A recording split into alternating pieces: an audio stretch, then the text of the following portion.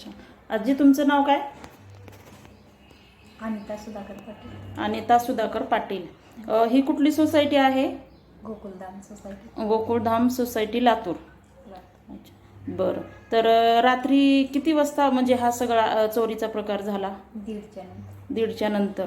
बरं. चोरी म्हणजे चोरांनी तुम्हाला काही मारहाण केली का? खिडकीतून उतरल्यासारखे वाटले. हम्म. मी जागी झाली हम्म. त्यांच्या पावलाचा आवाज ऐकून. हम्म.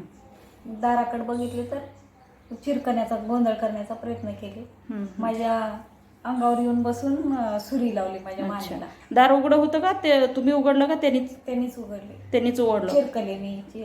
हम्म. चिरकल्यानंतर मानेवर सुरी लावली. अच्छा. तुमच्या मानेवर सुरी लावली. हा. मग त्यांनी तुम्हाला काही बोलले का? काही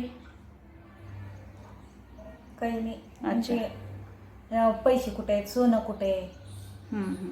मग काय काय म्हणजे तुमच्या अंगावरचं सोनं नेलं त्यांनी? माझ्या अंगावर मंगळसूत्र आणि कानातले होते 2 तोळ्याचं, असं 2-2.5 तोळ्याचं. हम्म.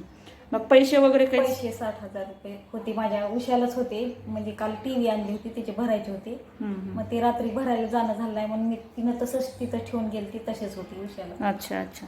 बरं बरं. म्हणजे तुमच्या मानेवर कोयतं ठेवून त्यांनी चोरी केली? तुम्हाला कपाटातलं सर्व काही घेऊन गेले. बरं. कपाटातलं काही पैसे चोरी म्हणजे काय? चैनी, पैसे होते, सोनं.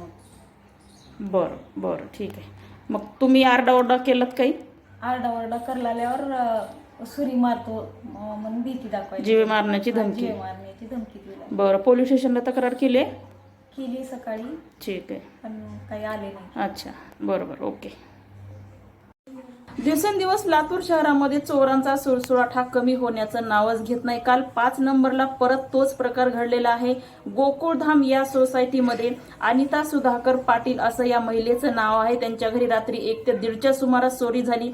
2 तोळे सोनं आणि जवळपास 60 ते 70,000 रक्कम या चोरांनी पळवली आहे. त्या आजीचे हातपाय बांधून त्यांच्या मानेवर कोयतं ठेवून या चोरांनी चोरी केली आहे. लातूर शहरातील जनता मात्र चोरामुळे खूप झाली आहे त्रस्त. जय हिंद, जय महाराष्ट्र.